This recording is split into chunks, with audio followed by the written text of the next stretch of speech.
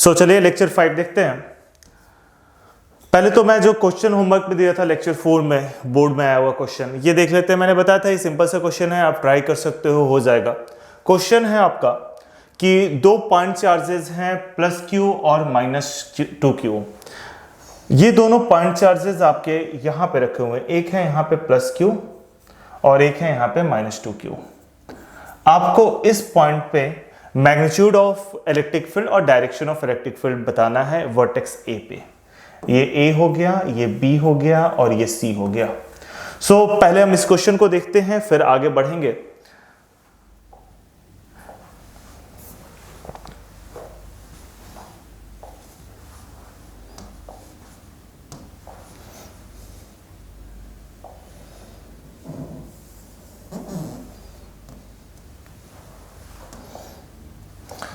यहां पे आपका प्लस क्यू ले लेते हैं और यहां पे माइनस 2q ले लेते हैं। प्लस क्यू की वजह से इस पॉइंट पे हमें निकालना है, ए पॉइंट पे प्लस क्यू की वजह से इलेक्ट्रिक फील्ड जो है वो इधर की ओर होगा। ये एंगल मैंने बताया था 60 डिग्री का होगा। प्लस क्यू की वजह से इलेक्ट्रिक फील्ड इधर की ओर होगा। ये बी हो गया और ये सी हो गया, तो इसे हम ई बी कह देते हैं। साइड ए ले लेते हैं, तो ई बी कितना होगा? ई बी होगा आपका के क्यू बाई ए स्क्वायर, मतलब कि ये हमारा ई हो गया। अब ये माइनस 2q की वजह से इलेक्ट्रिक फील्ड इधर की ओर होगा। ये देखते हैं, सॉरी ये इधर की ओर नहीं होगा,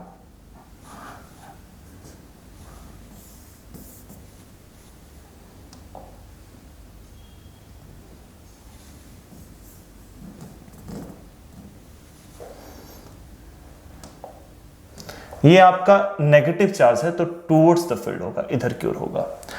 देखते हैं नेगेटिव चार्ज की वजह से क्या इधर की ओर होगा, तो कितना होगा? EC कितना होगा? इधर की ओर EC काम करेगा, तो EC होगा आपका K 2Q। देखिए माइनस साइन की वजह से केवल डायरेक्शन होता है, डायरेक्शन हमने लिख लिया टूवर्ड्स द चार्ज, तो K 2Q by A square. ये हो जाएगा आपका 2KQ बाई ए स्क्वायर, मतलब कि 2E, यानी इधर की ओर फील्ड जो है वो 2E होगा। अब ये पूरा एंगल 180 डिग्री का होता है, यानी कि ये एंगल हमारा 60 डिग्री है, यानी कि ये एंगल 120 डिग्री होगा। ओवरऑल हमारे पास क्या है? हमारे पास दो फील्ड हैं, इधर की ओर E है और इधर की ओर 2E है।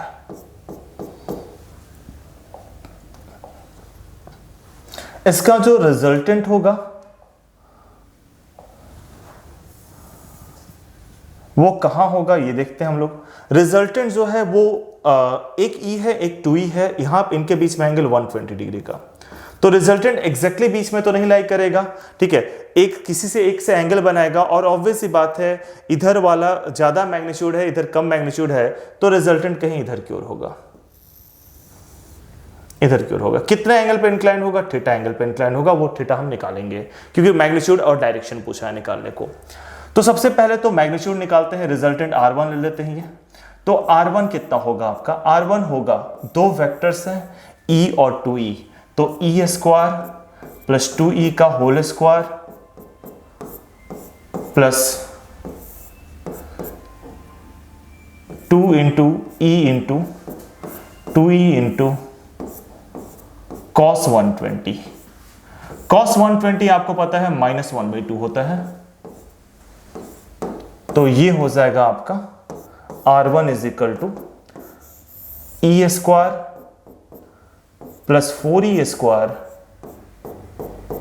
और ये होगा E into 2E 4E square और cos 120 यानी कि -1/2 यानी कि -2E स्क्वायर। ये माइनस करने के बाद आपका आ जाएगा √3E, क्योंकि 3E स्क्वायर आएगा, E बाहर हो गया, √3E। आपने E किसको बोला है? KQ बाई ए स्क्वायर का, तो √3KQ बाई ए स्क्वायर। ये आपने मैग्नीट्यूड निकाल लिया, मैग्नीट्यूड ऑफ इलेक्ट्रिक फील्ड। इसके अलावा आपको डायरेक्शन भी निकालना था, तो अब हम डायरेक्शन निकालते हैं। डायरेक्शन इधर की ओर होगा। डायरेक्शन के लिए हम जो फॉर्मूला यूज करेंगे, एक बार और ये डायग्राम बना लेंगे हम लोग, ठीक है। डायरेक्शन के लिए हम जो फॉर्मूला यूज करेंगे आप नोट कर लीजिए, आई होप आपने नोट कर लिया होगा इसे। डायरेक्शन के लिए हम जो फॉर्मूला यूज करेंगे वो एक तो इधर की ओर E हो गया, इधर की ओर 2E हो गया। हमने देखा कि रिजल्टेंट जो है वो थोड़ा सा इधर होगा, मिडिल से थोड़ा सा इधर होगा।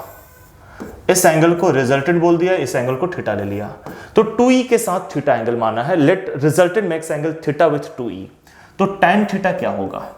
आपको पता है अगर रिजल्टेंट A के साथ थीटा एंगल बनाता है तो tan थीटा क्या होता है? A को यहाँ पे अकेले रख देते हैं, B का साइन कंपोनेंट ऊपर और cos कंपोनेंट नीचे, यानी कि फॉर्मूला होता है B sin theta by A plus B cos theta अगर A के साथ बनाता है। तो यहाँ पे 2E के साथ दिया, तो 2E यहाँ पे अकेले रख दिया, E का साइन कंपोनेंट ऊपर, E sin 120 डिग्री, ठीक है, प्लस E cos 120 डिग्री। ये कैसे लिखा? ये क्लास 11th का है, वेक्टर्स। आई होप आपको याद होगा, बट एक बार मैं दिखा दे रहा हूं, ठीक है। इस यहां बॉक्स में देख लीजिए। जैसे मान लेते हैं हमारे पास इधर A है, इधर B ले लेते हैं, और इधर एक मिनट, ये हमारा B हो गया और ये हमारा A हो गया, और इधर रिजल्टेंट ले लेते हैं R। रिजल्टेंट अल्फा एंगल बना रहा है और इनके बीच में एंगल थीटा है। तो जो tan थीटा है, tan अल्फा, ये होगा आपका B sin theta by A plus B cos theta.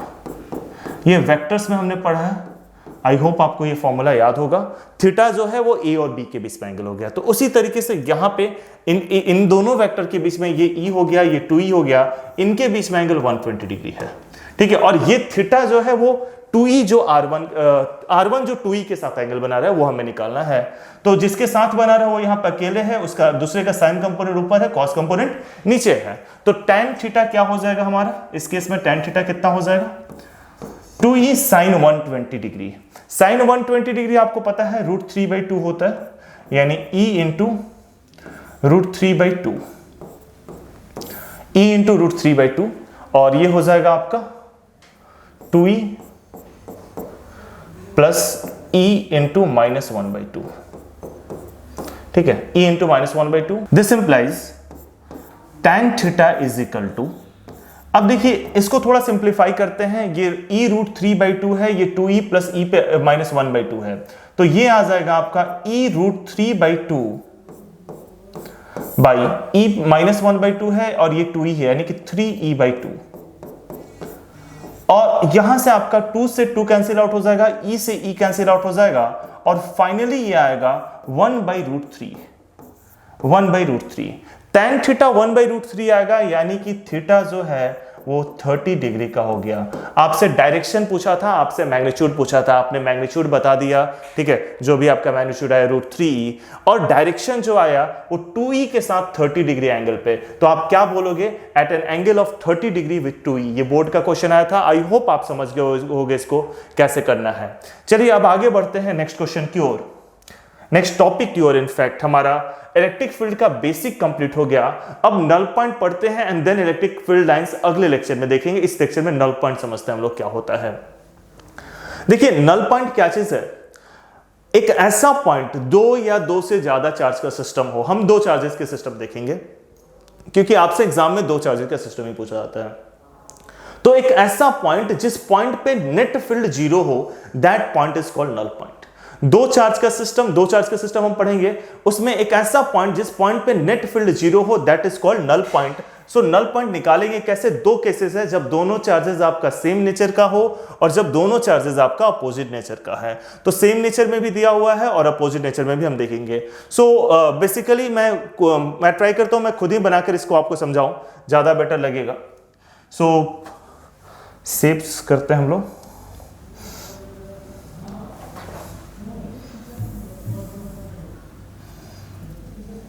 यहां पे मैं एक चार्ज ले लेता हूं +Q1 और यहां पे चार्ज ले लेता हूं +Q2। इन दोनों के बीच में डिस्टेंस जो है वो d है और ये पॉइंट P है। मान लेते हैं कि P नल पॉइंट है जो कि Q1 से मिडिल में नहीं है, एग्जैक्टली मिडिल में नहीं है ये, ठीक है, Q1 से x डिस्टेंस पे है। ऐसा नहीं कि हाफ पे है, ठीक है, Q1 से x डिस्टेंस पे है और Q2 से कितना हो जाएगा, अगर दोनों के बीच में डिस्टेंस d है तो Q1 से x डिस्टेंस यानी कि Q2 से d माइनस x डिस्टेंस पे हो जाएगा।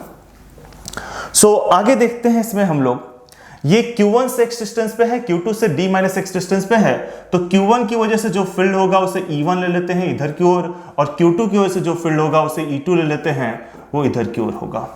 अगर हम देखते हैं E1 की वैल्यू क्या होगी, E2 की वैल्यू क्या होगी, तो E1 होगा आपका K Q1 by x square, ये E1 होगा, और E2 क्या होगा आपका, ये होगा K Q2 d minus x का होल स्क्वायर।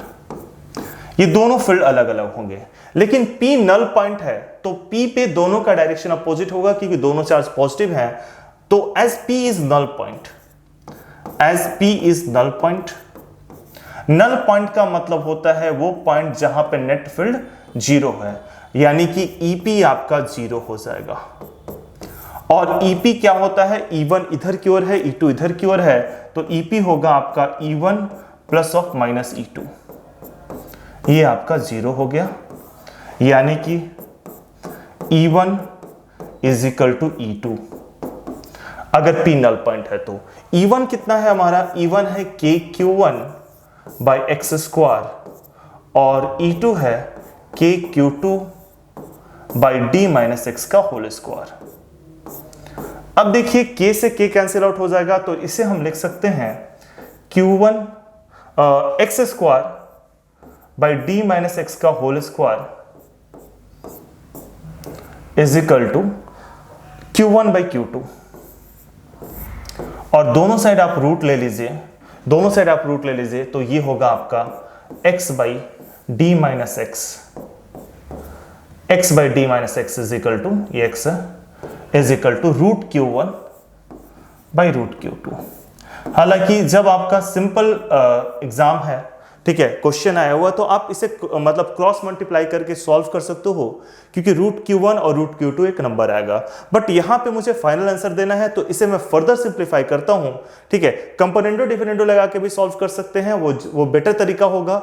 बट फिलहाल पता नहीं आपने कंपोनेंटो डिफरेंडो पढ़ा है या नहीं पढ़ा है, एक स्टेप ज्यादा लगेगा, हम क्रॉस मल्टीप्लाई करके सॉल्व करेंगे।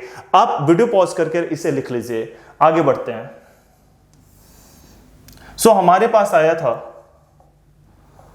x by D minus X is equal to root Q1 by root Q2, और अगर हम इसे क्रॉस मल्टीप्लाई करते हैं तो root Q2x is equal to root Q1d minus root Q1x, और x वाले टर्म को एक साइड लेके चलेंगे तो ये हो जाएगा, ये माइनस इधर आएगा तो प्लस हो जाएगा, यानी कि root Q2 plus root Q1 into X is equal to root Q1 into D, और ये रूट Q1 प्लस Q2 इधर डिवाइड होगा तो x is equal to root Q1 by root Q1 plus Q2 into D, ये final answer आ गया। हालांकि आप वहीं पे क्रॉस मल्टीप्लाई करके सॉल्व कर सकते हो, बिकॉज रूट Q1 और रूट Q2 आपका एक परफेक्ट नंबर आएगा। क्वेश्चन में हम देखेंगे तो ये आपका नल पॉइंट, अगर दोनों चार्जेस सेम नेचर के हैं तो कितने डिस्टेंस पे लगेगा, Q1 से हमने x माना था और इसको निकाल लिया कि ये होगा, तो Q2 से d माइनस एक्स है, आप इसे भी निकाल सकते हो। सो ये पार्ट हो गया हमारा। अब अगले पार्ट को देखते हैं हम लोग। अगर दोनों चार्जेस अपोजिट नेचर को हैं, लाइक एक आपका प्लस Q1 हुआ और दूसरा आपका माइनस Q2 हुआ, तो इस केस में समझिएगा किधर की ओर फील्ड होगा, बीच में नहीं हो सकता, जैसे उस केस में बीच में ले लिया था। देखिए, नल पॉइंट का मतलब होता है एक ऐसा पॉइंट जिस पॉइंट पे नेट फील्ड जीरो हो। नेट फील्ड जीरो होने के दो क्राइटेरिया हैं, दो कंडीशन है, दोनों कंडीशन साइमल्टेनियसली सेटिस्फाई होना चाहिए, दोनों कंडीशन एक साथ काम करना चाहिए। पहला तो दोनों चार्ज पार्टिकल की वजह से फील्ड अपोजिट डायरेक्शन में होना चाहिए, फर्स्ट कंडीशन, ठीक है, तभी तो वो कट के जीरो होगा। और सेकंड कंडीशन ये है कि वो बराबर होना चाहिए, मतलब E1 और E2 अपोजिट डायरेक्शन में काम करना चाहिए और E1 और E2 बराबर होना चाहिए, तभी हो सकता है। अगर आप बीच का कोई भी रीजन देखते हो, इधर कोई भी रीजन देखते हो बीच का, ठीक है, तो ये क्या होगा आपका, इसमें Q1 की वजह से इधर की ओर, क्योंकि आपको पता है electric field due to positive charge जो है वो टुवर्ड्स द अवे होता है, electric field due to positive charge away होता है, तो Q1 की वजह से इधर की ओर होगा E1 और Q2 की वजह से उसकी तरफ होगा, यानी Q2 तो इधर है तो इधर की ओर होगा E2। अब इस रीजन में दोनों जो है वो सेम डायरेक्शन में काम करने लगे, E1 भी इधर की ओर है, E2 भी इधर की ओर है, दोनों सेम डायरेक्शन में काम करने लगे, तो नेट फील्ड आपका जीरो नहीं हो सकता है। नेट फील्ड जीरो होने का कंडीशन है दोनों फील्ड का डायरेक्शन अपोजिट होना चाहिए। सो इस रीजन में नहीं हो सकता, मतलब बीच में नहीं हो सकता कभी भी, ठीक है। इनके बीच में सेपरेशन डी है। अभी हम पहले तो रीजन देख लेते हैं किधर की ओर होगा। अब इधर देखते हैं, इधर कोई पॉइंट ले लेते हैं। अगर इस पॉइंट पे देखते हैं तो Q1 की वजह से अवे होगा, E1 इधर की ओर होगा, और Q2 की वजह से टुवर्ड्स होगा, E2 इधर की ओर होगा। और इस रीजन में भी कुछ ऐसा ही, Q1 की वजह से अवे, E1 इधर की ओर होगा, और Q2 की वजह से टुवर्ड्स E2 इधर की ओर होगा। अब डिपेंड करता है किसका मैग्नीट्यूड बड़ा है, किसका मैग्नीट्यूड छोटा है। अगर Q1 आपका छोटा मैग्नीट्यूड का है तो इधर की ओर लाई करेगा, क्योंकि null point lies closer to the charge of a smaller magnitude. ऐसा क्यों? क्योंकि दो कंडीशन है, एक तो डायरेक्शन अपोजिट होना चाहिए, डायरेक्शन इस रीजन में और इस रीजन में अपोजिट होगा, इस रीजन में तो सेम डायरेक्शन हो गया। दूसरा कंडीशन, दोनों का मैग्नीट्यूड बराबर होना चाहिए। अब देखिए, अगर Q1 बड़े मैग्नीट्यूड का हो गया, अगर Q1 बड़े मैग्नीट्यूड का हुआ तो E1 जो होगा वो हमेशा E2 से बड़ा होगा, क्योंकि Q1 का मैग्नीट्यूड भी बड़ा और डिस्टेंस भी कम। तो इस रीजन में अगर Q1 बड़े मैग्नीट्यूड का हुआ तो इस रीजन में नहीं हो पाएगा। इस रीजन में तभी हो पाएगा जब Q1 छोटे मैग्नीट्यूड का होगा, Q1 स्मॉल मैग्नीट्यूड का होगा, तो इस रीजन में आपका हो जाएगा Q1 जब स्मॉलर मैग्नीट्यूड का होगा। तो Q1 अगर स्मॉलर मैग्नीट्यूड का होगा तो Q1 स्मॉलर मैग्नीट्यूड का डिस्टेंस भी कम, KQ/d² बराबर हो सकता है, E1 और E2 बराबर हो सकता है, क्योंकि Q2 बड़े मैग्नीट्यूड का है, डिस्टेंस ज्यादा है, तो फील्ड उसकी वजह से बराबर हो सकता है। अब इसे एग्जैक्टली करके देखते हैं कैसे निकलेगा। मान लेते हैं कि Q1 जो है आपका वो लेस देन Q2 है, Q1 का मैग्नीट्यूड जो है वो Q2 के मैग्नीट्यूड से छोटा है, तो इस रीजन में लाइक करेगा। सो इसको करके हम देखते हैं, पहले ये चीज मैं मिटा देता हूं। सो कंडीशन ये है आपका, अगर Q1 लेस देन, Q1 का मैग्नीट्यूड की बात हो रही है, नेचर तो Q2 नेगेटिव है, Q1 पॉजिटिव है, वो तो देख लिया हमने। Q1 का मैग्नीट्यूड लेस देन Q2 है, तो इस रीजन में लाइक करेगा। मान लेते हैं P नल पॉइंट है, जो कि यहां से Q2 से x डिस्टेंस पे है, Q2 से x डिस्टेंस पे है, Q1 से x डिस्टेंस पे है, इनके बीच में डिस्टेंस d है, तो Q2 से कितने डिस्टेंस पे होगा, d+x पे होगा। Q1 की वजह से जो इलेक्ट्रिक फील्ड है वो इधर की ओर अवे होगा, E1, और Q2 की वजह से जो इलेक्ट्रिक फील्ड है E2 इधर की ओर टुवर्ड्स होगा। अगर हम E1 की वैल्यू निकालना चाहें तो E1 ये होगा आपका KQ1/x², पास है। और E2 की वजह से निकालना चाहें, Q2 की वजह से निकालना चाहें E2, तो Q2 का जो डिस्टेंस है वो है d+x, तो ये होगा आपका KQ2/d+x का होल स्क्वायर। सो अगर P नल पॉइंट है तो आपका EP जो होगा वो 0 होगा, EP नेट 0 होगा। क्यों 0 होगा? Since P is null point,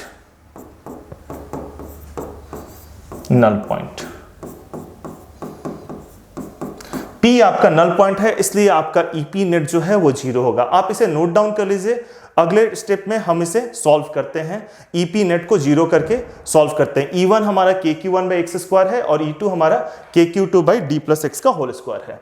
I hope आपने नोट कर लिया होगा। अब अगर आपका EP 0 है, इसका मतलब ये हुआ कि EP नेट 0 है, यानी कि E1 माइनस E2 0 होगा, क्योंकि दोनों का डायरेक्शन अपोजिट है। बिल्कुल वैसे ही प्रोसीड कर रहे हैं, बस डिस्टेंसेस अलग हो गए हैं। E1 का वैल्यू KQ1/x² वही है जो पहले था, बट E2 का वैल्यू अलग हो गया है, वो हो गया है KQ2/d+x का होल स्क्वायर। सो इसे हम लिख सकते हैं KQ1/x² is equal to KQ2/d+x का होल स्क्वायर। अब ये होगा आपका Q1 by Q2 is equal to x square by d plus x का whole square. This implies root Q1 by root Q2 is equal to x by d plus x. खैर आप यहां तक solve कर सकते हो छोड़कर, क्योंकि रूट Q1 और रूट Q2 आपका एक परफेक्ट नंबर आएगा, तो आप क्रॉस मल्टीप्लाई करके छोड़ सकते हो। अदरवाइज अगर आपको पूरा करना है तो आप इसे क्रॉस मल्टीप्लाई करोगे, root Q1D plus root Q1X is equal to root Q2X आएगा, रूट Q2X। और अगर आप इसे सिंप्लीफाई करते हो तो रूट Q1D, ये इधर जाएगा, आप x को कॉमन ले लो, रूट Q2 जो कि बड़ा है, तो रूट Q2 माइनस Q1 एक पॉजिटिव नंबर आएगा इनटू x, इसलिए जो छोटा है उसकी तरफ लाई कर रहा है। मैथमेटिकली भी आप देख सकते हो, यानी कि x आपका हो जाएगा x is equal to root Q1D by root Q2 minus Q1। ये आपका फाइनल आंसर आया जब दोनों चार्जेस अपोजिट नेचर के हैं। इस पे हम एक क्वेश्चन देख लेते हैं। आई होप आपने लिख लिया होगा इसको। सो दो चार्जेस हैं, एक है +9 कूलम का और दूसरा है -4 कूलम का, 30 सेंटीमीटर से सेपरेट किए हैं। What is the position, not possible, position of null point. What is the position of null point? So देखिए, पहले तो मैं इसको थोड़ा करेक्ट कर देता हूं। Position, what is the position of null point? So देखिए, फ्रॉम 9 कूलम चार्ज, तो पहले हम इसका डायग्राम बनाते हैं, क्या होगा।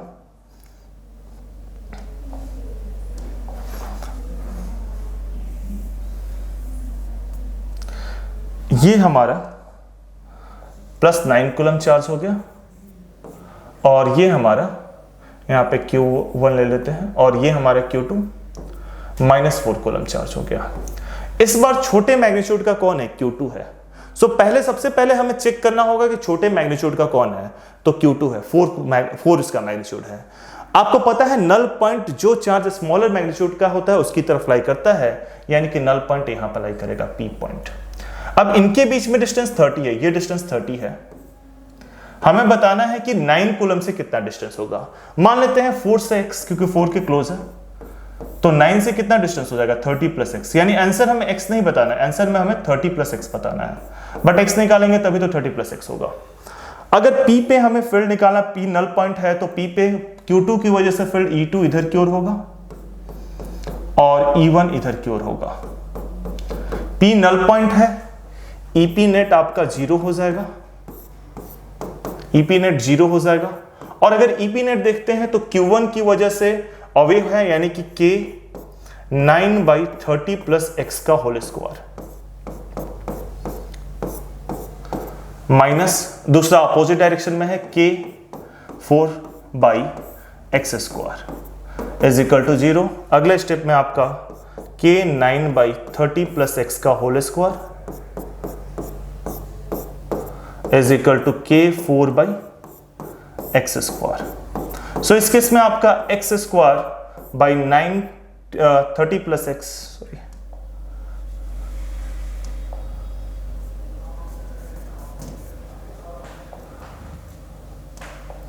थर्टी प्लस एक्स का होल स्क्वायर, ये हो जाएगा आपका 4/9। अब ये ध्यान दीजिएगा, इस केस में देखिए आपका ये परफेक्ट रूट है, 4 का 2 होता है और 9 का 3 होता है। मैंने बोला था कि परफेक्ट रूट मिलेगा आपको, x/30 + x is equal to 2/3। एक और बात यहां पे ध्यान देना है, आप डायरेक्ट वो फॉर्मूला यूज नहीं करोगे जो फॉर्मूला मैंने आपको बताया है, वो जानने के लिए बताया है, आपको डायरेक्ट नहीं यूज करना है। 1 मार्कर या ऑब्जेक्टिव क्वेश्चन है उसमें आप डायरेक्ट यूज कर सकते हो, लेकिन जब सब्जेक्टिव क्वेश्चन है 2 मार्कर या मोर देन 2 मार्कर है तो आपको इस तरीके से पूरा सॉल्व करना होगा। तो x/30 + x equal to 2/3, cross multiply करेंगे 3x is equal to 60 + 2x, यानी कि x इज इक्वल टू 60। मतलब कि 4 कूलम से 60 सेंटीमीटर दूर है, क्योंकि सेंटीमीटर में लिया है मैंने सारा चीज। तो 9 कूलम से कितना होगा? 9 कूलम से होगा 30 + x, यानी कि 90 सेंटीमीटर। 9 कूलम से 90 सेंटीमीटर होगा, ये आपसे पूछा गया है। सो ये क्वेश्चन हमारा हो गया, आप इसे पॉज करके नोट डाउन कर सकते हो। सो नल पॉइंट टॉपिक हमारा हो गया, एक दो और क्वेश्चन भी, बट डायरेक्ट ऐसे ही क्वेश्चन होते हैं। नल पॉइंट टॉपिक हमारा हो गया। अब इसके बाद हम लोग अगले लेक्चर में इलेक्ट्रिक फील्ड लाइंस देखेंगे, इलेक्ट्रिक लाइंस ऑफ फोर्स देखेंगे। चलिए, ओके, थैंक यू।